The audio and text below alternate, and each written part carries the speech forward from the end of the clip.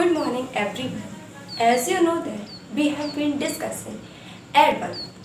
In the previous session, पिछले session में हमने एडवर्ब शुरू किया। गाइस एक बात जो मैं आपको बताना चाह रही हूँ वो ये है कि ये सब हमारे सिलेबस में एक्सक्लूसिवली नहीं है, लेकिन आपको ग्रामर का एक शानदार बेस देने के लिए मैं इन सारी चीज़ों को ले रही हूँ ताकि टेंसेस करते वक्त, आगे का सिलेबस करते वक्त आपको किसी प्रकार की दिक्कत का सामना ना करना पड़े।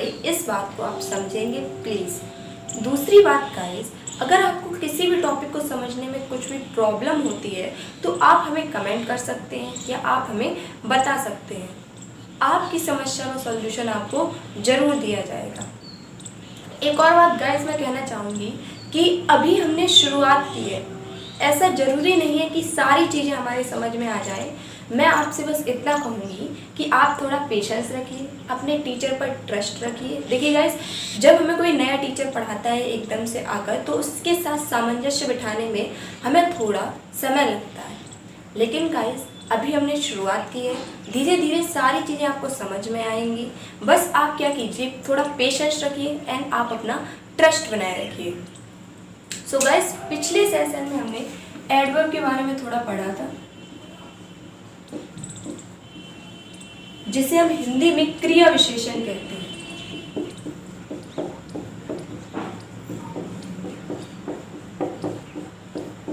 इसकी डेफिनेशन कुछ इस तरह से होती है: the word that modifies a verb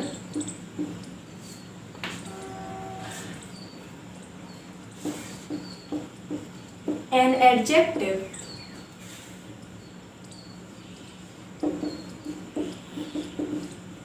or an adverb itself is called adverb. Guys ये डेफिनेशन हमने पिछले सेशन में पढ़ी थी। वह सब जो एक क्रिया के बारे में बताए, एक क्रिया को मॉडिफाई करे, क्रिया को संशोधित करे, एक एडजेक्टिव के बारे में बताए, एडजेक्टिव को मॉडिफाई करे और खुद एक एडवर्ब के बारे में बताए, उसे हम एडवर्ब कहते हैं। यानी कि एक ही शब्द जो वर्ब को भी मॉडिफाई कर सकता है, एडजेक्टिव को भी मॉडिफाई कर सकता है, एडवर्ब को भी मॉडिफाई कर सकता है। ये सब हमने जान लिया था। देखिए गाइस, हमने एडजेक्टिव पढ़ा था तो एडजेक्टिव का जो एरिया होता है वो थोड़ा छोटा होता है। एडजेक्टिव केवल नाउन एंड प्रोनाउन तक ही सीमित रहता है, लेकिन गाइस जो हमारा एडवर्ब होता है इसका जो एरिया होता है वो थोड़ा बड़ा होता है। एडवर्ब हमारा एक वर्ब के बारे में भी बता सकता है, एक एडजेक्टिव के बारे में भी बता सकता है। ये हमारा खुद एक एडवर्ब के बारे में बता सकता है एंड वो पूरे सेंटेंस को भी मॉडिफाई कर सकता है। गाइस एडवर्ब जो होता है उसका एरिया होता है वो एडजेक्टिव से थोड़ा बड़ा होता है। एडजेक्टिव हमारा केवल नाउन या प्रोनाउन तक ही सीमित रहता है, लेकिन जो एडवर्ब होता है वो वर्ब के बारे में बता सकता है। जब वो वर्ब के बारे में बताता है तो वो एडवर्ब ऑफ मैनर हो जाता है, एडजेक्टिव के बारे में बताता है तो वो एडवर्ब ऑफ डिग्री हो जाता है। तो गाइस ये सब हमने जान लिया था। जैसे मैं कहूँ she decorated the room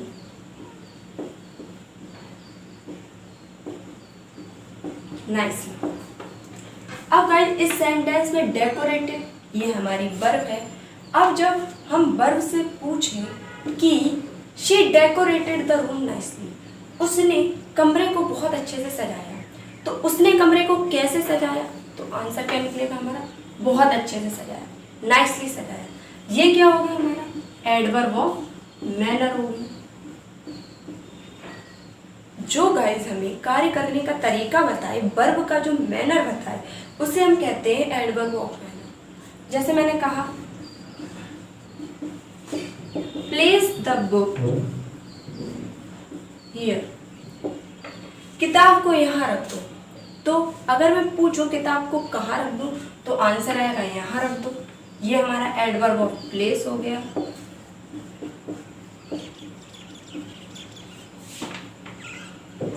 place the book here, किताब को यहाँ रख दो, ये हमारा एडवर्ब ऑफ प्लेस हो गया। अब जैसे मैंने कहा स्टार्ट राइटिंग नाउ, अभी लिखना शुरू करो। तो कब लिखना शुरू करो? अभी लिखना शुरू करो। ये नाउ है, ये हमारा एडवर्ब ऑफ टाइम हो गया। देखिए गाइस, जितने भी समय सूचक शब्द होते हैं, स्थान सूचक शब्द होते हैं, जो मैनर बताते हैं और जो फ्रीक्वेंसी बताते हैं, ये सारे शब्द गाइस हमारे एडवर्ब होते हैं। जब हम सेंटेंस में व्हेन करके क्वेश्चन पूछते हैं, वेयर करके क्वेश्चन पूछते हैं, हाउ करके क्वेश्चन पूछते हैं, तो जो हमारा आंसर निकलता है वो सारे आंसर हमारे एडवर्ब होते हैं।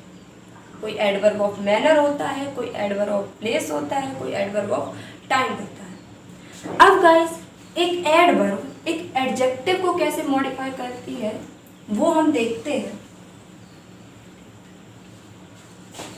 जैसे मैंने लिखा she is very fair, Ram is quite thin and Mona is too fat। Guys देखिए, ऊपर वाले हमारा सेंटेंस है सी इज वेरी फैट, तो ये फैट किसको कहा गया है? फैट शी को कहा गया है, वह बहुत मोटी है। फैट हमारा सी को कहा गया और ये हमारा प्रोनाउन है। और जैसा कि आपको पता है, जो शब्द नाउन या प्रोनाउन के बारे में बताता है, नाउन या प्रोनाउन को मॉडिफाई करता है, वो हमारा एडजेक्टिव होता है। फैट कौन है? शी है। लेकिन ये जो वेरी आया है, वेरी हमारा फैट के सेंस में आया है। गाइस, जब भी एक एडवर्ब किसी एडजेक्टिव को मॉडिफाई करता है तो वो उसका एक्सटेंड बताता है, स्तर बताता है, कितनी मोटी है, बहुत ज़्यादा मोटी है। ये हमारा एडवर्ब है। इसे हम एडवर्ब ऑफ डिग्री इसलिए कहते हैं क्योंकि ये हमारा स्तर बताता है। व्हाट एक्सटेंड, एक्सटेंड को बताता है किसी एडजेक्टिव की। फैट हमने शी के लिए यूज किया है, लेकिन जो फैट का स्तर बता रहा है कितनी मोटी है, बहुत ज़्यादा मोटी है, इसीलिए हमने वेरी को एडवर्ब माना। ये वेरी हमारा एडवर्ब है। नीचे वाले सेंटेंस में thin, Ram is quite thin, Ram काफ़ी पतला है। क्वाइट का यूज गाइस हम काफ़ी के लिए करते हैं। एक गाइस देखिए, क्वाइट ये तो हमारा काफ़ी का सेंस होता है, एक होता है हमारा क्वाइट। दोनों में थोड़ा सा डिफरेंस होता है, इसका मतलब होता है गाइस चुप। तो ये बात हमें पता होनी चाहिए। अब गाइस, ये जो थिन है ये राम के लिए यूज हुआ है, और राम क्या है? हमारा नाउन है, इसीलिए ये हमारा एडजेक्टिव होगा। लेकिन अब जो थिन का स्तर बता रहा है, थिन का एक्सटेंड बता रहा है, कितना पतला है? काफ़ी पतला है, तो ये जो हुआ ये हमारा एडवर्ब होगा।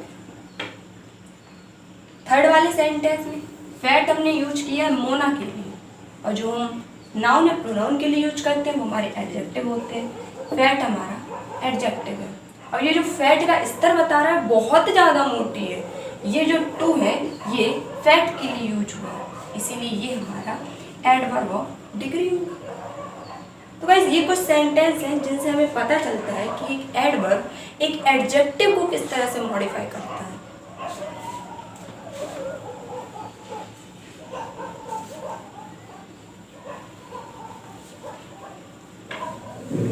देखिए गाइस, अगर मैं सेंटेंस लिखूं शी सिंग्स सो नाइसली, इस सेंटेंस में वे बहुत अच्छा गाते हैं। अब सिंग्स ये हो गई हमारी वर्ब, कैसे गाते हैं? नाइसली गाते हैं। गाइस देखिए, जनरली क्या होता है, जिन सेंटेंस के एंड में अगर एल वाई होता है वो मोस्टली हमारे एडवर्ब ऑफ मैनर होते हैं। देखिए गाइस, आपको एब्सेंस हर जगह पर मिलेंगे, लेकिन मैं जनरली बात कर रही हूँ। जनरली क्या होता है, अगर किसी वर्ड के एंड में एल वाई है तो वो हमारा एडवर्ब ऑफ मैनर होता है 95%। तो ये हमारा एडवर्ब ऑफ मैनर हो गया। ये हमारा कार्य करने का तरीका बता रहा है। कैसे गाती है, नाइसली गाती है, एडवर्ब ऑफ मैनर हो गया। अब गाइस ये जो एडवर्ब है, ये जो हमने सो लिखा हुआ है, ये किसके बारे में बता रहा है? ये हमें नाइसली के बारे में बता रहा है। बहुत अच्छा गाती है, इसीलिए जो एडवर्ब को मॉडिफाई करे वो भी हमारा एडवर्ब होता है। जैसे मैंने लिखा ही वॉक्ड वेरी क्विकली, वह चला बहुत तेजी से, ये हमारी वर्ब है। अब वर्ब का जो मैनर बता रहा है वो है क्विकली। कैसे चली? बहुत तेजी से चली, बहुत तेजी से चला, तो ये हमारा एडवर्ब ऑफ मैनर हो गया। ये कार्य करने का तरीका बता रहा है। अब गाइस जो हमने ये वेरी यूज किया है, ये हमने एडवर्ब के लिए तो किया है। एडवर्ब के बारे में ये तो बताने के लिए क्या है, बहुत तेजी से चला, इसीलिए ये भी हमारा एडवर्ब होगा। जो एडवर्ब को मॉडिफाई कर सकता है गाइस, वो खुद एक एडवर्ब हो सकता है और वो कोई चीज नहीं हो सकती है।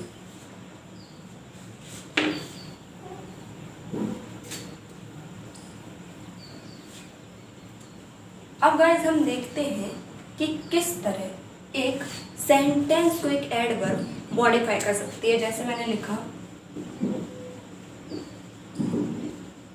प्रोबेबली यू आर रॉन्ग, शायद तुम गलत हो।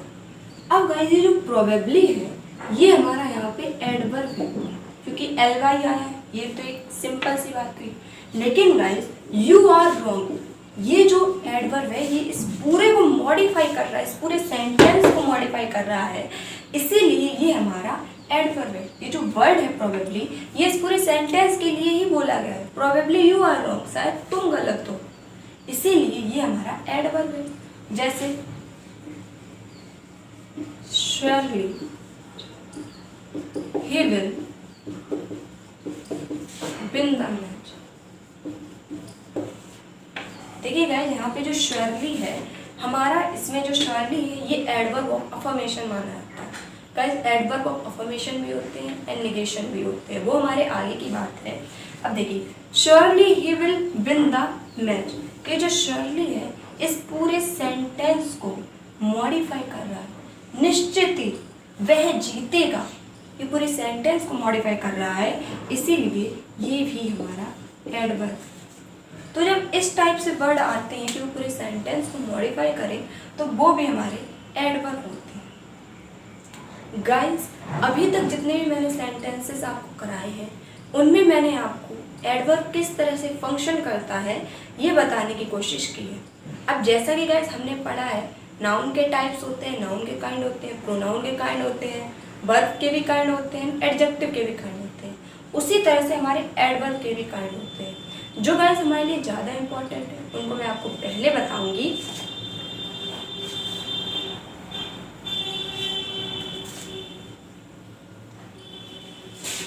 अब देखते हैं हम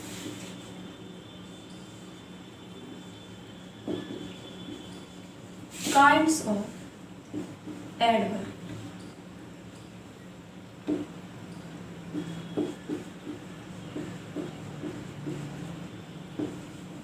अगर गाइस हम एडवर्ब के प्रकारों की बात करें, काइंड्स की बात करें, तो सबसे फर्स्ट नंबर पे जो आता है वो होता है हमारा एडवर्ब ऑफ मैनर।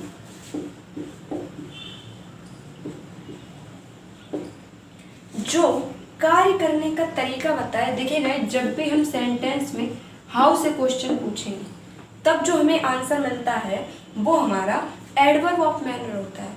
जो क्रिया का मैनर बताए, जो कार्य करने का तरीका बताए, उसे हम कहते हैं adverb of manner.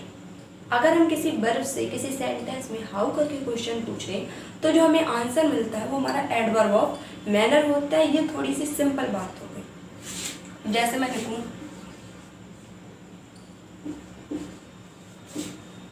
Rekha went out quickly। पहली बात गाइस आप मुझे ये बताइए कि इस सेंटेंस में मैंने कितने एडवर्ब का यूज किया है। एक एडवर्ब का यूज किया है या फिर दो एडवर्ब का यूज? देखिए गाइस बताइए, सेंटेंस में मैंने दो एडवर्ब्स का यूज किया है। फर्स्ट तो ये गाइस शी वेंट आउट, कहाँ गई वह, बाहर गई। आउट जो है ये हमें जगह बता रहा है, स्थान बता रहा है, ये हमारा एडवर्ब ऑफ प्लेस है। दूसरी बात गाइस, इस सेंटेंस में जो वेंट है ये हमारी वर्ब है, और अगर हम इस वर्ब से हाउ पूछें, वह कैसे गई, तो हमारा आंसर क्या निकल के आएगा, क्विकली, तेजी से गई। तो ये हमारा क्या हो गया, एडवर्ब ऑफ मैनर, कार्य करने का तरीका बता रहा है, कैसे गई, तेजी से गई। ये हो गया हमारा एडवर्ब ऑफ मैनर। जो भी सेंटेंस में कार्य करने का तरीका बताए, वर्ब का मैनर बताए, उसे गाइस हम एडवर्ब ऑफ मैनर कहते हैं। इस हम सेंटेंस में जब हाउ करके क्वेश्चन पूछेंगे तो हमें एडवर्ब ऑफ मैनर क्या है उसका आंसर मिल जाएगा। जैसे हमने इसमें पूछा, रेखा वेंट आउट क्विकली, ये वेंट है, ये हमारी वर्ब है। इससे हमने पूछा हाउ, कैसे गई, तो आंसर निकल गया है क्विकली, तेजी से गई। ये हमारा एडवर्ब ऑफ मैनर हो गया।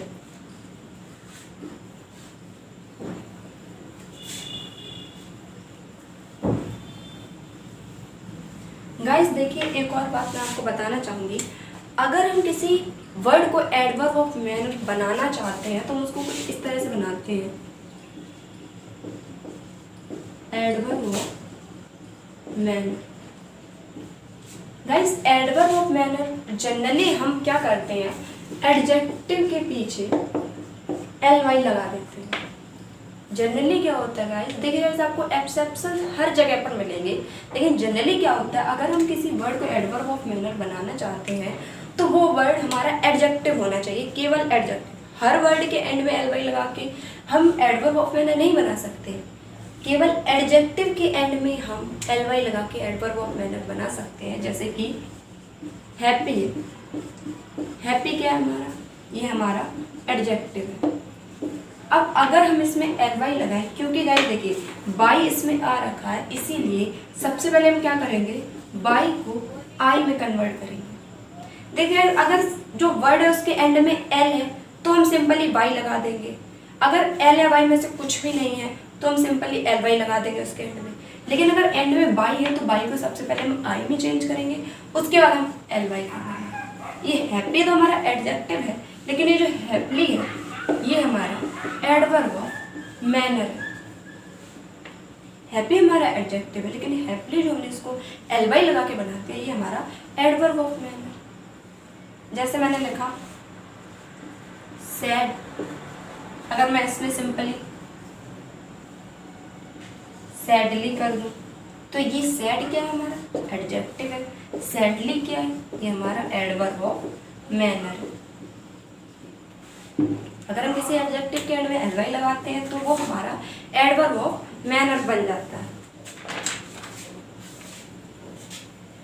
अब जैसे गाइस और भी हमारे वर्ड होते हैं, जैसे मैंने लिखा स्लो, हमने स्लोली कर दिया।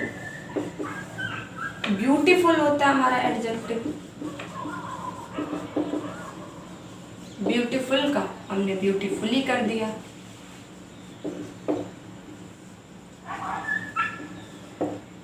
ये क्या गाइस हमारी हमारे एडजेक्टिव है, और हमने एडजेक्टिव में एल वाई जोड़ दिया, इसीलिए ये हमारे क्या होंगे, एडवर्ब ऑफ मैनर। गाइस जैसा कि मैंने आपको बताया, एक बात आपको और ध्यान रखनी है कि हर वर्ड के एंड में एल वाई लगा के एडवर्ब ऑफ मैनर नहीं बना सकते, केवल एडजेक्टिव जो वर्ड है उसके एंड में हम एल वाई लगा के एडवर्ब ऑफ मैनर बना सकते हैं। अब गाइस कभी कभार क्या होता है, अगर हम नाउन के एंड में एल वाई लगाते हैं तो वो हमारा एडजेक्टिव बन जाता है। जब भी हम किसी नाउन के एंड में एल वाई लगाते हैं तो वो हमेशा हमारा, याद रखिएगा गाइस, एडजेक्टिव बनाता है। जैसे गाइस हमारा फ्रेंड है, फ्रेंड हमारा क्या है, नाउन है, इसमें अगर हम एल वाई जोड़ दें तो बन जाएगा हमारा फ्रेंडली। ये जो फ्रेंडली है ये हमारा एडजेक्टिव है, फ्रेंड तो हमारा नाउन है। जैसे गाइस एक वर्ड होता है कर्ल, जो बालों की लट होती है उसे हम कर्ल बोलते हैं। अगर हम इसमें एल वाई जोड़ दें तो हो जाता है हमारा कर्ली। करली क्या होगा, जो घुंघराले वाला हम बोलते हैं करली है, घुंघराला मीन्स होता है इसका। तो कर्ल क्या होता है, हमारा नाउन होता है। और अगर हम इसमें ly जोड़ दें तो वो हो जाएगा हमारा एडजेक्टिव। कुल मिलाकर बात गाइस आपको ये समझनी है कि अगर हमें एडवर्ब ऑफ मैनर बताना है या फिर बनाना है तो हम एडजेक्टिव के एंड में ly लगाते हैं, लेकिन अगर हमें एडजेक्टिव बनाना है तो हम नाउन के एंड में ly लगा देंगे।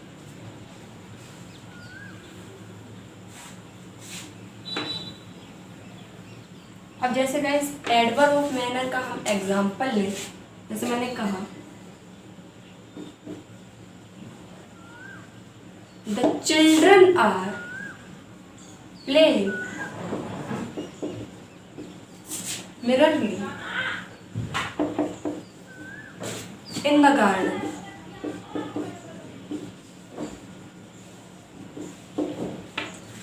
बच्चे थे वो खेल रहे थे गार्डन में। मिररली में गाइस होता है मजे से, मिररली में होता है गाइस मजे से। तो अगर हम इस वर्ब से हाउ करके क्वेश्चन पूछें, हाउ प्लेइंग हमारी वर्ब है, आर हमारी हेल्पिंग वर्ब है, प्लेन हमारी मेन वर्ब है। अब हम इसे हाउ करके क्वेश्चन मुझे बच्चे कैसे खेल रहे थे, तुम्हारा आंसर क्या निकलेगा, मिररली, मजे से खेल रहे थे। तो ये जो मिररली है हमारा कार्य करने का तरीका बता रहा है, इसीलिए ये हमारा एडवर्ब ऑफ मैनर है। जैसे गाइस मैंने कहा सी spoke me softly.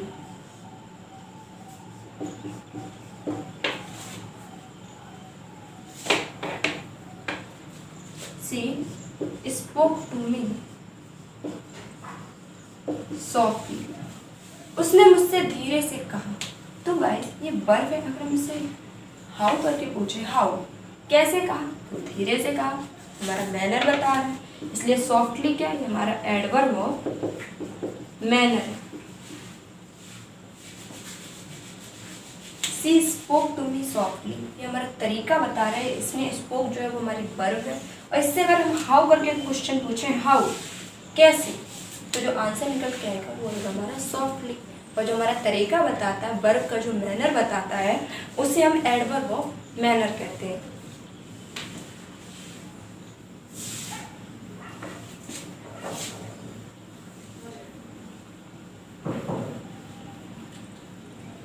गाइस मैं आपको एक और बात बताना चाहूँगी कि हमें ये तो पता है हम एडजेक्टिव के एंड में अगर ly लगा देते हैं तो वो हमारा एडवर्ब ऑफ मैनर बन जाता है। लेकिन गाइस कुछ वर्ड हमारे ऐसे होते हैं जो एडजेक्टिव में भी वही रहते हैं एंड एडवर्ब की जगह पे हम उनको यूज़ करते हैं तो भी वो वही रहते हैं। ऐसे जो गुड है, गुड अगर हम एडजेक्टिव की तरह गुड को यूज़ कर रहे हैं तो भी हमारा गुड रहेगा, लेकिन अगर हम इसको एडवर्ब की तरह यूज कर रहे हैं तो ये भी हमारा गुड ही रहेगा। ये गुडली नहीं होता है, हमारा गुड ही रहता है। जैसा कि हमारा वेल हो गया, हमारा वेल रहता है, चाहे हम इसको एडवर्ब की तरह यूज करें चाहे एडजेक्टिव की तरह यूज करें। एक हमारा फास्ट होता है, फास्ट भी हमारा फास्ट ही रहता है अगर हम इसको एडवर्ब की तरह यूज करें या फिर एडजेक्टिव की तरह यूज करें।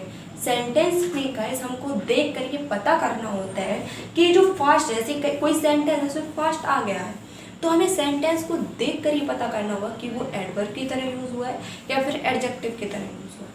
अगर वो नाउन या प्रोनाउन के बारे में बताता है तो ऑब्वियसली हमारा एडजेक्टिव होगा, लेकिन अगर नाउन या प्रोनाउन के अलावा अगर वो किसी वर्ब के बारे में बताता है या फिर एडजेक्टिव के बारे में बताता है, फिर सेंटेंस के बारे में बताता है तो वो हमारा एडवर्ब होगा।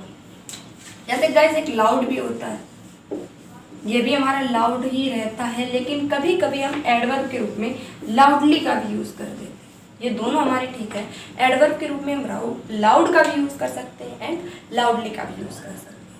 ये गाइस थोड़ी सी मैं आपको बात बताना चाह रही हूँ कि हर शब्द के एंड में, हर एडजेक्टिव के एंड में हम ly लगा के एडवर्ब ऑफ मैनर नहीं बना सकते हैं। कुछ वर्ड जो हमारे ऐसे होते हैं वो एडजेक्टिव में भी वही रहते हैं एंड एडवर्ब में भी वही रहते हैं।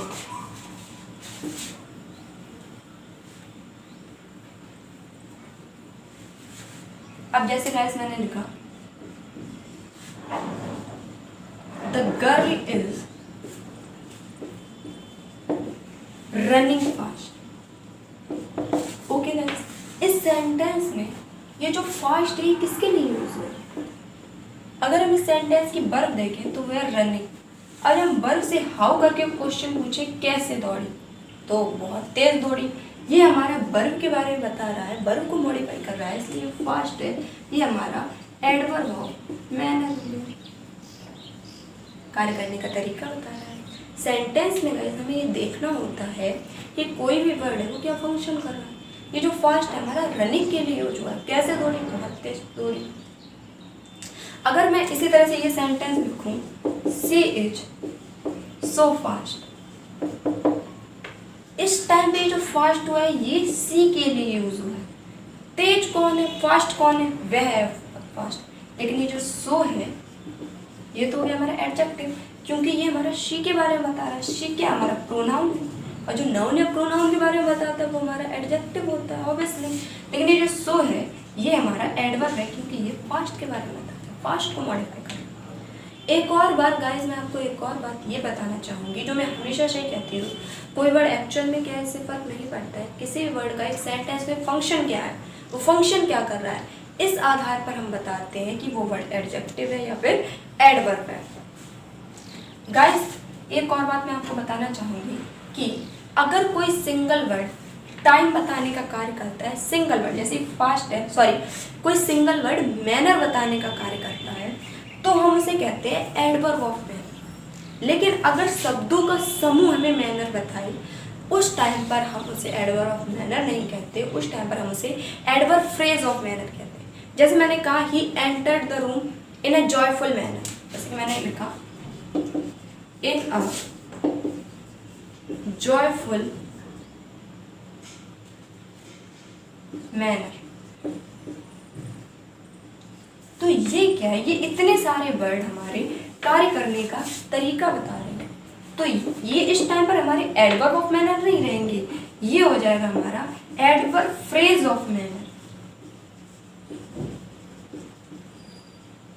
अगर कोई सिंगल वर्ड हमारा कार्य करने का तरीका बताता है, उस टाइम पर वो हमारा एडवर्ब ऑफ मैनर होता है। लेकिन अगर शब्दों का समूह हमें तरीका बताए तो वो हमारा एडवर्ब फ्रेज ऑफ मैनर होता है। गाइस ग्रामेटिकली क्या होता है, हम ज़्यादा शब्दों को लिखने से बचते हैं, इसीलिए हम अगर सिंपली जॉयफुली भी लिखते हैं,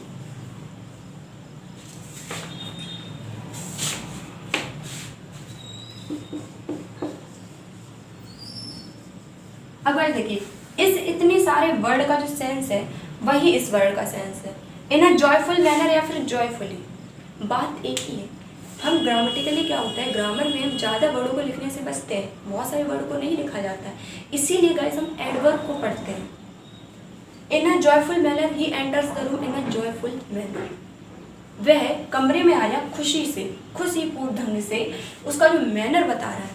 तो इतने सारे शब्दों को लिखने के बजाय हम एक छोटा सा शब्द लिख देते हैं जॉयफुली, पर ये हमारा एडवर्ब है, एडवर्ब ऑफ मैनर बता रहा है। इसीलिए गाइस हम एडवर्ब को पढ़ते हैं, क्योंकि अगर हम एडवर्ब को नहीं जानेंगे तो हम इतने सारे शब्दों को लिखना पड़ेगा। जैसे मैं कहूँ इन अ क्विक मैनर, तो ये क्या है, हमारे पूरे शब्दों का समूह हमें मैनर बता रहा है बहुत तेजी ढंग से, और हम सिंपली इसको क्या लिखते हैं, क्विकली। इस वर्ड का एंड इन सारे वर्ड का मीन्स तो एक ही है, लेकिन ये बहुत सारे शब्द मिलकर हमें तरीका बता रहे हैं, इसीलिए ये हमारे एडवर्ब फ्रेज ऑफ मैनर है। लेकिन ये सिंगल वर्ड हमें तरीका बता रहा है, इसलिए हमारा केवल एडवर्ब ऑफ मैनर है। कहने का मतलब गाइस ये है कि अगर कोई सिंगल वर्ड हमें कार्य करने का तरीका बताता है वो हमारा एडवर्ब ऑफ मैनर होता है, लेकिन अगर शब्दों का समूह हमें कार्य करने का तरीका बताए वो हमारा एडवर्ब फ्रेज ऑफ मैनर हो जाता है। लेकिन ग्रामर में हम ज़्यादा वर्ड्स को लिखने से बचते हैं, इसीलिए हम एडवर्ब को पढ़ते हैं, ताकि इतनी बड़ी चीज़ को हम सिंपली छोटा करके लिख सकें। अब गाइस हम इसकी पोजीशन देख लेते हैं कि एडवर्ब ऑफ मैनर की पोजीशन क्या होती है एक सेंटेंस में। देखिए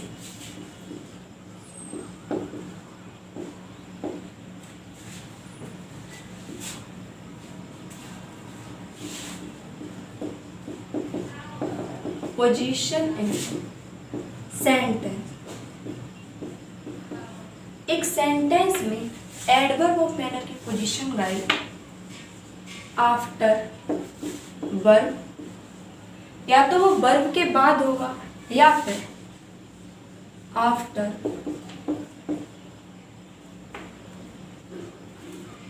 ए वर्ब प्लस ऑब्जेक्ट। देखिए गाइस, एडवर्ब ऑफ मैनर होता है उसकी पोजीशन या तो वर्ब के बाद दी जाएगी, और अगर सेंटेंस में ऑब्जेक्ट है तो उसे हम ऑब्जेक्ट के बाद लिखते हैं। जैसे मैंने लिखा शी डांस्ड ब्यूटीफुली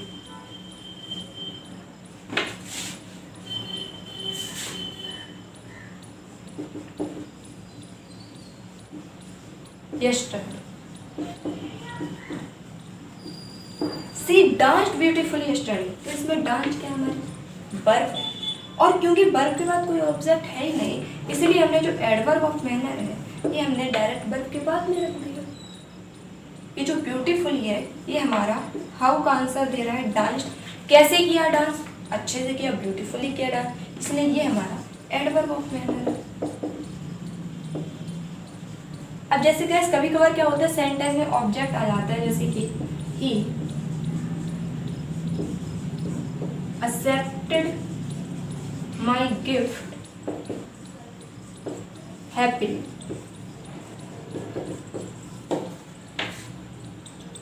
उसने मेरे गिफ्ट को, उसने मेरे तोहफे को बहुत ही खुशीपूर्ण ढंग से ले लिया। अब गाइस इसमें एक्सेप्टेड के हमारी वर्ब है, क्योंकि इस वर्ब के पीछे ऑब्जेक्ट भी आया हुआ है, इसीलिए जो हमने एडवर्ब ऑफ मैनर है उसको उसके बाद में रख दिया। तो कुल मिला के जनरली गाइस क्या होता है, एडवर्ब ऑफ मैनर की पोजीशन, मैं जनरली की बात कर रही हूँ गाइस, या तो वर्ब के बाद होगी, या फिर अगर सेंटेंस में एक ऑब्जेक्ट आ जाता है तो उसकी पोजीशन ऑब्जेक्ट के बाद होती है। गाइस अब हम एडवर्ब के सेकंड टाइप की बात करते हैं, जो होता है हमारा एडवर्ब ऑफ टाइम। ये गाइस हमारा व्हेन को आंसर करता है। सेंटेंस में जब हम वर्ब से व्हेन करके क्वेश्चन पूछते हैं और तब जो हमारा आंसर निकल के आता है वो हमारा एडवर्ब ऑफ टाइम होता है।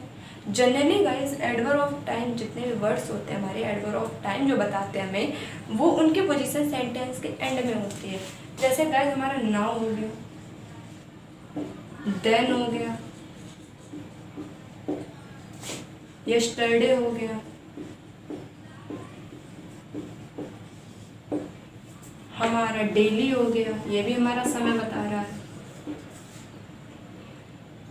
बिफोर हो गया, रिसेंटली हो गया, जस्ट हो गया, लेटली हो गया। तो गाइस ये सारे जो वर्ड होते हैं हमें टाइम बताते हैं। अब गाइस आप ये सोच रहे होंगे कि जो बिफोर होता है ये तो हमारा प्रेपोजिशन होता है। हाँ गाइस, बिफोर जो होता है हमारा प्रेपोजिशन भी होता है और वो कभी कभार कंजक्शन की तरह भी कार्य करता है। लेकिन गाइस मैंने यहाँ पर जितने भी वर्ड लिख रखे हैं ये सारे वर्ड्स जब अकेले आए और अकेले टाइम बताते हैं हमें, अकेले जब व्हेन को आंसर करते हैं, अकेले टाइम बताते हैं, तो उस टाइम पर ये हमारे एडवर्ब होते हैं।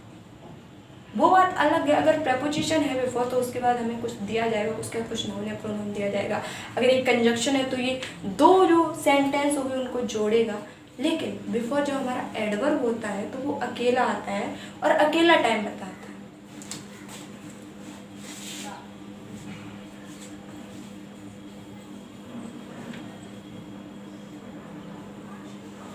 अब जैसे गाइस मैंने सेंटेंस लिखा, I have met him recently, मैं अभी हाल ही में उससे मिल चुका हूँ। तो गाइस इस सेंटेंस में मेट क्या है, वर्ब। इससे अगर हम व्हेन करके क्वेश्चन पूछें, कब कब मिल चुका हूँ, अभी हाल ही में मिल चुका हूँ। तो जो रिसेंटली है ये हमारा क्या हुआ, एडवर्ब ऑफ टाइम। किसी सेंटेंस में गाइस जो वर्ड हमें टाइम बताता है या फिर जो व्हेन को आंसर करता है वो हमारा हमेशा एडवर्ब ऑफ टाइम होता है। जैसे मैंने कहा दे आर स्लीपिंग नाउ, वे अभी सो रहे हैं, तो ये स्लीपिंग है हमारी वर्ब है। इससे अगर हम व्हेन पूछें कब सो रहे हैं तो आंसर क्या निकल जाएगा, अभी सो रहे हैं, नाउ, अभी सो रहे हैं। ये नाउ हमारा एडवर्ब टाइम हो गया, नाउ हमारा एडवर्ब ऑफ टाइम हो गया। जो चीज़ें गाइस हमें किसी सेंटेंस में टाइम बताते हैं वो हमारी एडवर्ब ऑफ टाइम होती है। जैसे मैंने लिखा she has just gone out, वह अभी बाहर गई। अब गाइस देखिए ये जो आउट है ये हमारा जगह बता रहा है, बाहर गई, तो ये हमारा एडवर्ब ऑफ प्लेस हो गया। वेयर को जो आंसर करता है गाइस वो हमारा एडवर्ब ऑफ प्लेस होता है। अब गाइस इस सेंटेंस में देखिए कौन है, हमारी वर्ब है। ओके, अब हम इससे व्हेन करके क्वेश्चन पूछे, व्हेन कब गई, जस्ट, अभी गई। हमें व्हेन करके क्वेश्चन करने पर आंसर क्या मिला, जस्ट। ये क्या होगा, हमारा एडवर्ब होगा, एडवर्ब ऑफ टाइम, क्योंकि ये हमें टाइम को बता रहा है। इसीलिए गाइस अगर सेंटेंस में वर्ड होते हैं जो टाइम को बताते हैं, फिर जो व्हेन को आंसर करे वो हमारे एडवर्ब ऑफ टाइम होते हैं। अब जैसा कि गाइस मैंने आपको बताया, आपको थोड़ा कंफ्यूजन होगा कि बिफोर जो होता है हमारा प्रेपोजिशन भी होता है, कंजक्शन भी होता है, और वो हमारा एडवर्ब होता है। तो गाइस कुछ सिचुएशंस होती हैं, जैसे मैं लिखूं I have met him before, और मैंने एक और सेंटेंस लिखा you can come here before 9 AM। Okay guys, अब देखिए गाइस ऊपर वाला जो सेंटेंस है इसमें वर्ब हमारी क्या है, मैं उससे पहले मिल चुका हूँ। अब हम अगर इससे व्हेन करके क्वेश्चन पूछे कब मिल चुका हूँ, तो आंसर क्या आएगा हमारा, बिफोर, पहले मिल चुका हूँ। इस सेंटेंस में गाइस जो बिफोर है ये हमारा अकेले टाइम बता रहा है, अकेले आया है और अकेले हमारा टाइम बता रहा है, इसलिए ये हमारा यहाँ पे एडवर्ब ऑफ टाइम हो जाएगा। लेकिन ये जो नीचे वाला सेंटेंस है you can come here before 9 AM, तुम 9 बजे से पहले यहाँ पर आ सकते हो। तो ये जो टाइम है हमने बिफोर के बाद दे दिया है। जब हम बिफोर के बाद टाइम देते हैं तो वो बिफोर हमारा प्रेपोजिशन होता है, तो प्रेपोजिशन की तरह काम करता है। अब जैसे कहें हम बिफोर के बाद टाइम देते हैं, लेकिन एगो जो होता है हम एगो से पहले टाइम लिखते हैं। जैसे गाइस मैंने लिखा आई सॉ हिम 2 years ago। अब ये जो गाइस एगो है ये भी तो हमारा टाइम ही तो बता रहा है, इससे पहले हमने टाइम को दिया, मैं उससे 2 साल पहले मिल चुका हूँ या फिर देख चुका हूँ। तो एडवर्ब क्या हमारा एगो है जो है ये हमारा एडवर्ब हो जाएगा। अब गाइस जैसे कि मैंने आपको बताया बिफोर जब अकेला हमें टाइम बताता है तो वो हमारा एडवर्ब ऑफ टाइम होता है। अगर इसके बाद पीछे कोई टाइम आ जाता है तो बिफोर जो होता है वो प्रेपोजिशन की तरह काम करता है। अब गाइस जब बिफोर वो तो सिंपल ही होता है, अगर हमें कंजक्शन की तरह बिफोर को देखना है तो हम सेंटेंस को देख के ही पता कर सकते हैं बिफोर का फंक्शन यहाँ पे कंजक्शन की तरह। जैसे मैंने लिखा she had died before the doctor came, but doctor के आने से पहले मर गई। तो आप देखिए ये जो सेंटेंस है इसमें एक अलग सेंटेंस होता है, डॉक्टर के लिए अलग सेंटेंस है, एंड शी हैड डाइड ये एक अलग सेंटेंस है। इन दोनों को जो लिंक कर रहा है, जो मिला रहा है बीच में, वो हमारा बिफोर है, इसीलिए ये इस टाइम पर हमारा कंजक्शन हो गया। गाइस आपको मैं ये बताना चाह रही हूँ कि हमें कभी कभार कंफ्यूजन होता है कि जो बिफोर होते हैं या फिर गाइस सिंस होता है, सिंस का भी यूज़ गाइस हम एडवर्ब ऑफ टाइम की तरह करते हैं। जैसे कि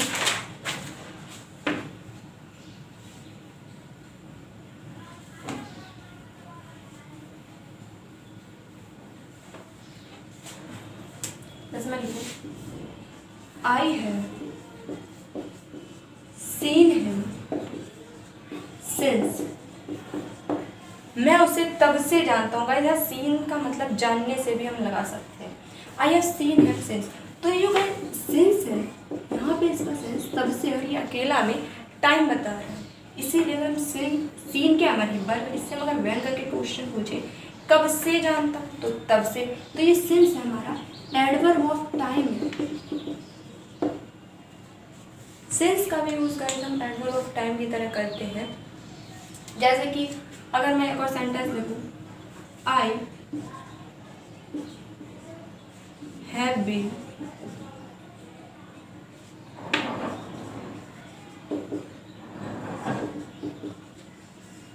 waiting for you since Monday. इस सेंटेंस में कही जो सिंस है ये हमारा एडवर्ब नहीं है, क्योंकि इस सेंटेंस में इसके बाद हमने टाइम दे दिया गया, मंडे दे दिया गया। लेकिन गाइस अगर जो सिंस होता है वो अकेले हमें टाइम बताए, वो उस टाइम पर हमारा एडवर्ब ऑफ टाइम होता है।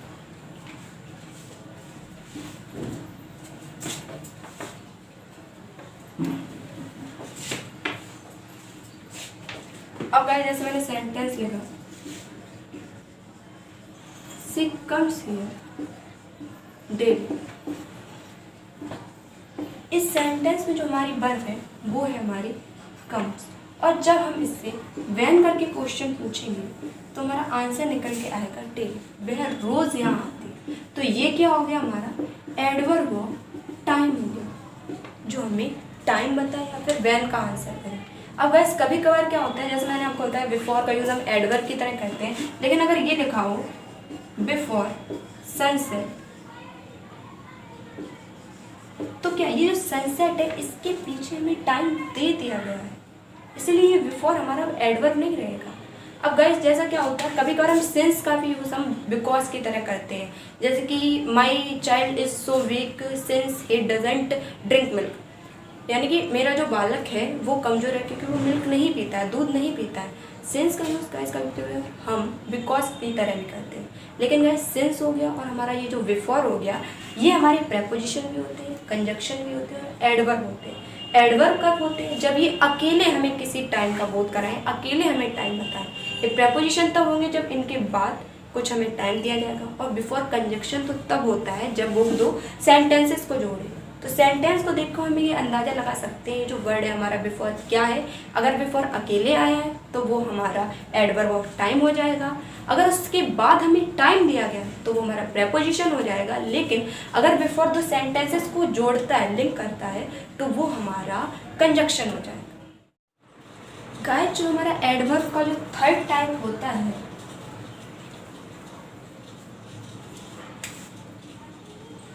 गाइस देखिए अभी जो मेजर एडवर्ब्स हमें पढ़ने हैं, जो हमारे लिए ज़्यादा इंपॉर्टेंट है, उनको हम पहले पढ़ लेंगे। थर्ड टाइप होता है वो होता है हमारा एडवर्ब ऑफ प्लेस। जब गाइस किसी सेंटेंस में हम वर्ब से वेयर करके क्वेश्चन पूछते हैं, तब जो हमें आंसर मिलता है वो हमारा एडवर्ब ऑफ प्लेस होता है। इसमें गाइस जैसे कि हेयर हो गया, देयर हो गया, समवेयर हो गया, एनीवेयर हो गया, एवरीवेयर हो गया, नोवेयर हो गया। अब गाइस ऐसा नहीं है जिन वर्ड के एंड में वेयर आता है वही हमारे एडवर्ब ऑफ प्लेस होते हैं। इसके अलावा गाइस जैसे हमारा अपवर्ड हो गया, डाउनवर्ड हो गया, अप हो गया, डाउन हो गया, आउट हो गया एंड इन हो गया, और भी गाइस हमारे बहुत सारे होते हैं। अब गाइस आपके माइंड में एक बात चल रही होगी कि जो इन होता है ये तो हमारा प्रेपोजिशन होता है, लेकिन गाइस जब इन हमारा अकेला सेंटेंस में प्लेस बताए, अकेला सेंटेंस में वेयर को आंसर करे, तो वो उस टाइम पे हमारा एडवर्ब ऑफ प्लेस होता है। ये सारे वर्ड गाइस जब अकेले आए और अकेले वेयर को आंसर करें, अकेली जगह बताए, तो उस टाइम पर ये सारे वर्ड्स हमारे एडवर्ब ऑफ प्लेस होते हैं, जैसे here, there, somewhere, anywhere, everywhere, nowhere, upward, downward, up, down, out, in, ऐसे बहुत से वर्ड होते हैं।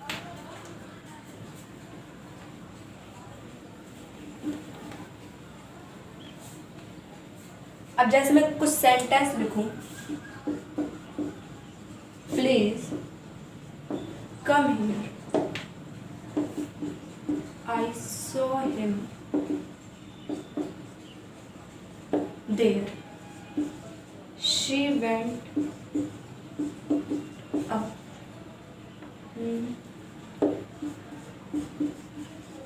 Please come down, you can go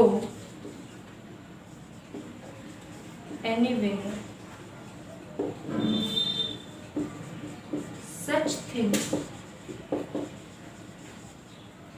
can be seen everywhere.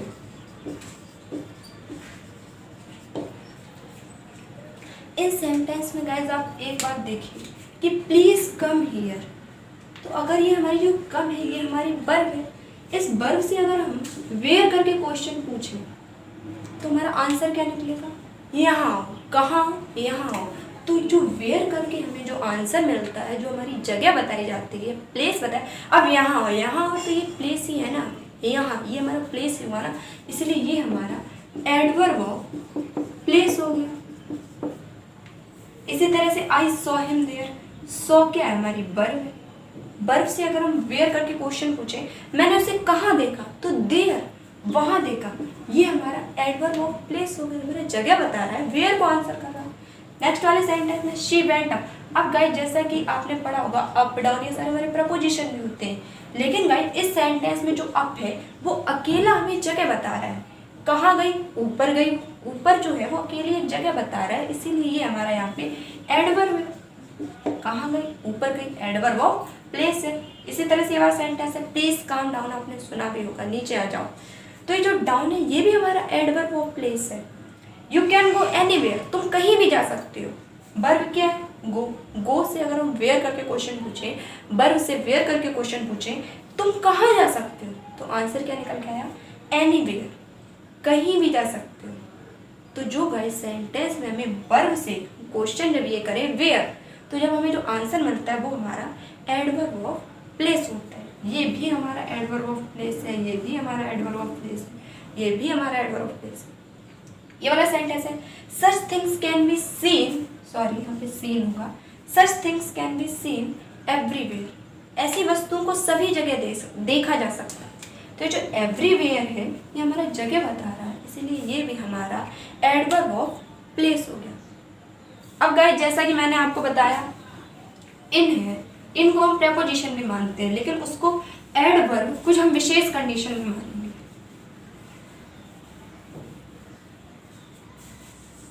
जैसे गाइस मैंने लिखा शी इज इन, ये पूरा सेंटेंस है। अब गाइस वह अंदर है, यहाँ पे जो इन आया है ये हमें अकेला ही जगह बता रहा है, इसीलिए ये हमारा एडवर्ब ऑफ प्लेस है। अब गाइस अगर मैं यही सेंटेंस इस तरह से लिखूं, she is in the room,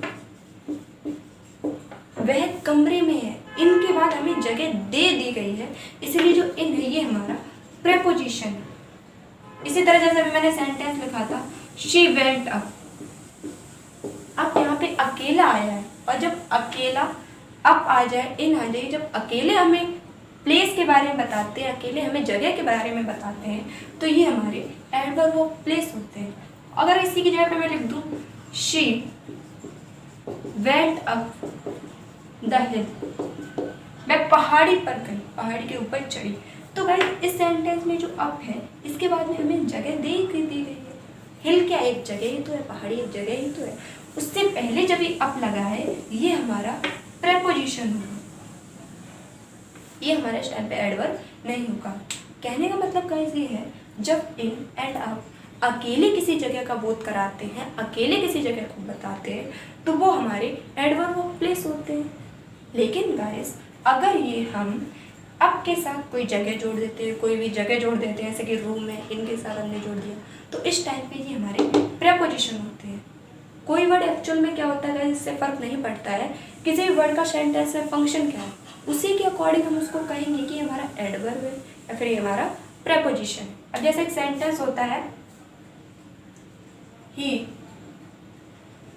went out of the room। तो गाइस आउट ऑफ है, ये भी हमारा यहाँ पे प्रेपोजिशन है, प्रेपोजिशन की तरह काम कर रहा है।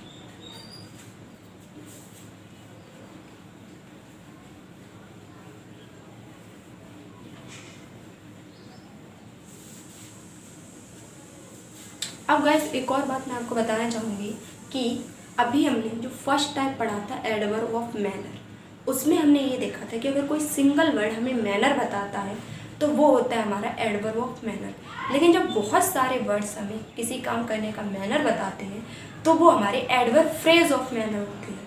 इसी तरह से गाइस जब कोई सिंगल वर्ड हमें किसी जगह का बोध कराता है, किसी स्थान को बताता है, तो वो हमारा एडवर्ब ऑफ प्लेस होता है। लेकिन जब शब्दों का समूह 2-3 शब्द और मिलकर किसी जगह के बारे में बताते हैं तो वो हमारे एडवर्ब फ्रेज ऑफ प्लेस होते हैं। जैसे कि द चिल्ड्रन आर प्लेइंग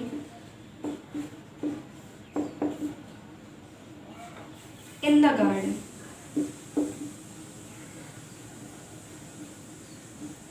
बच्चे गार्डन में खेल रहे थे। अगर मैं वर्ब से पूछूं बच्चे कहाँ खेल रहे थे तो मैं आंसर क्या मिलेगा, गार्डन में। तो ये जो गाइस इन द गार्डन है, ये 3 शब्द हमें मिलकर जगह बता रहे हैं, इसीलिए ये हमारे एडवर्ब फ्रेज ऑफ प्लेस।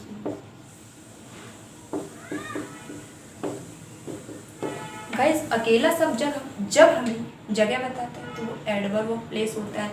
लेकिन जब शब्दों का समूह हमें किसी जगह की बोध कराए, किसी जगह के बारे में बताए, तो वो हमारा एडवर्ब फ्रेज हो जाता है। उस टाइम पर वो एडवर्ब फ्रेज ऑफ प्लेस हो जाता है।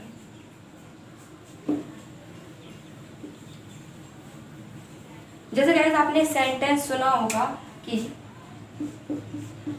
He was sitting under the tree. तो ये जो अंडर द ट्री है, ये पूरा जो शब्दों का समूह है, ये हमें जगह का बोध करा रहा है, इसीलिए ये भी हमारा एडवर्ब फ्रेज हो गया, एडवर्ब फ्रेज ऑफ प्लेस। अगर अकेला वर्ड हमें जगह बताता तो वो एडवर्ब ऑफ प्लेस होता है, शब्दों का समूह हमें जगह बता रहा है, इसीलिए हमारा एडवर्ब फ्रेज ऑफ प्लेस हो गया। अब जैसे गाइस आपने सेंटेंस सुना होगा,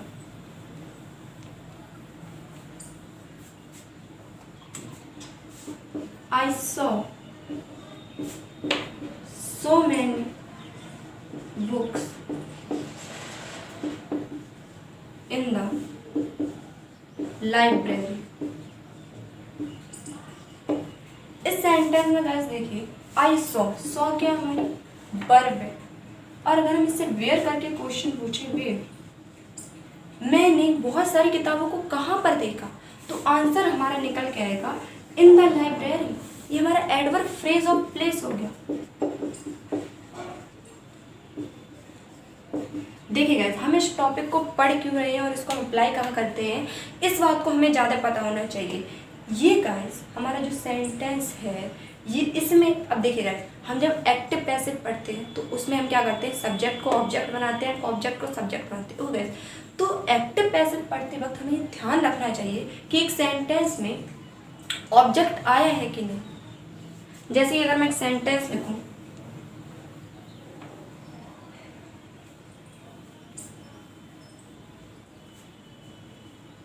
जैसा कि मैंने पहले वाला सेंटेंस लिखा था, he was sitting under the tree.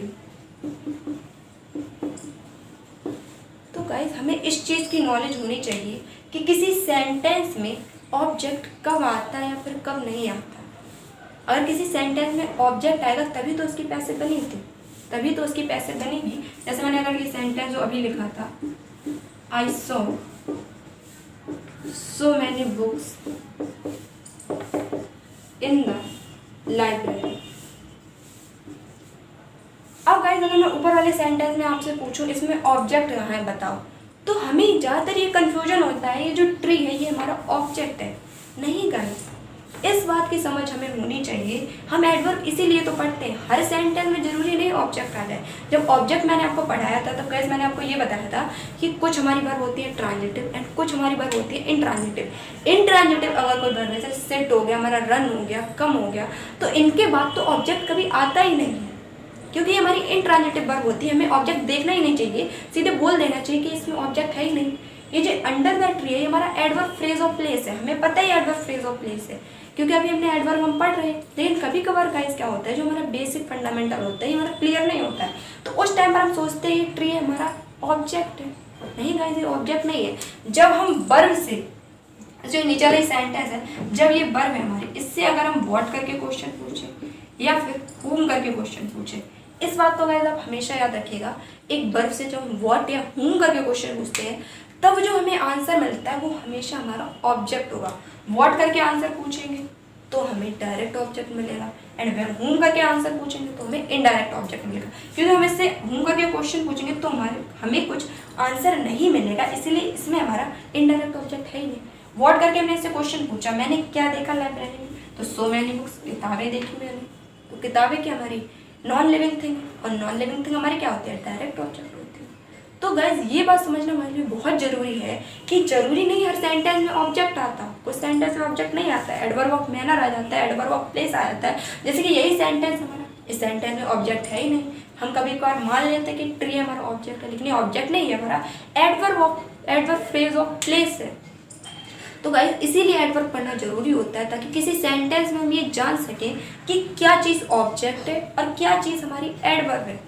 उसी आधार पर हम आगे जैसे एक्टिव पैसिव हुए उनको सक्षम हो सकेंगे करने में।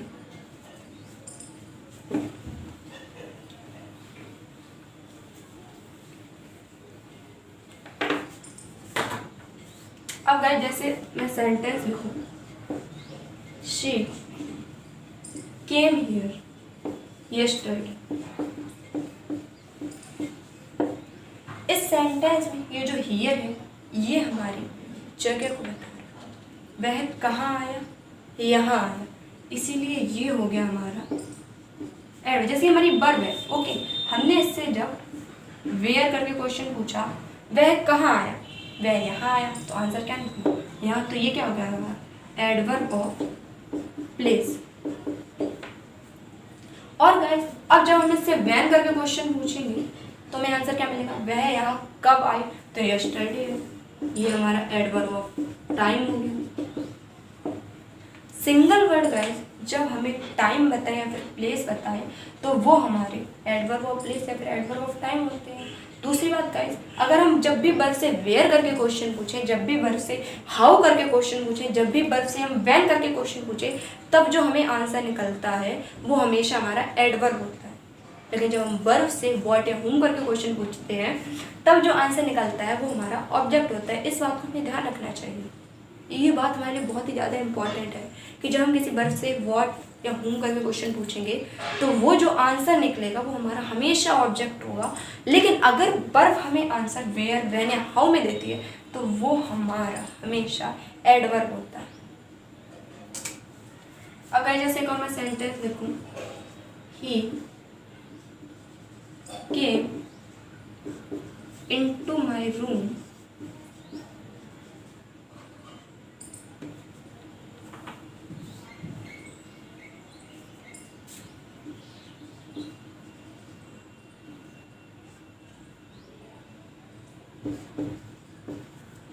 hours ago, यानी कि वह 2 घंटे पहले मेरे कमरे में आया। इस सेंटेंस में गाइस केम हमारी वर्ब है, इससे हम जब वेयर करके क्वेश्चन पूछेंगे तो हमारा आंसर निकलेगा इनटू माय रूम। तो ये जो 3 वर्ड है हमारे, ये हमारी जगह बता रहे हैं, इसीलिए ये हमारे एडवर्ब फ्रेज ऑफ प्लेस होंगे। कहाँ आया, सॉरी कब आया, अगर हम व्हेन करके क्वेश्चन पूछें तो हमारा निकलेगा 2 hours ago, 2 घंटे पहले।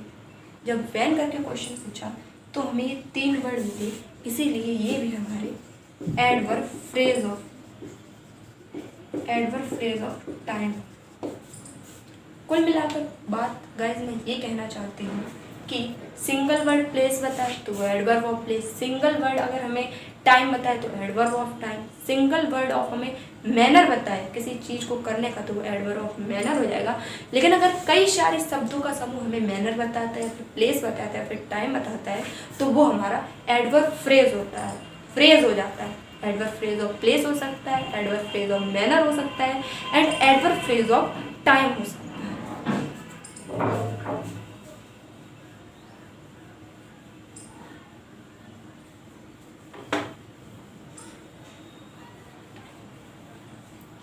गाइस क्योंकि टाइम ज़्यादा हो रहा है इसीलिए हम नेक्स्ट सेशन में एडवर्ब को आगे कंटिन्यू करेंगे। तब तक आप अपनी ऐसे ही मेहनत करते रहिए। देखिए गाइस कोई भी चीज़ हमें एकदम से समझ में नहीं आती है, जब हम धीरे धीरे उसको पढ़ते हैं, धीरे धीरे उसको समझते हैं और हम मेन बात है हम उसमें मेहनत करते हैं, हम रोज़ उस चीज़ को पढ़ते हैं तो वो हमारे धीरे धीरे समझ में आने लगता है। अभी गाइस शुरुआत है, आप अपना ट्रस्ट बनाए रखिए, आप थोड़ा पेशेंस रखिए, सारी चीज़ें आपको धीरे धीरे समझ में आने लगेंगी। और मैं एक और बार फिर कहना चाहूँगी कि अगर आपको किसी भी तरह का डाउट हो या फिर कोई टॉपिक आपको समझ में नहीं आ रहा है तो आप हमें कमेंट कर सकते हैं। Wish you all the best guys and thank you so much.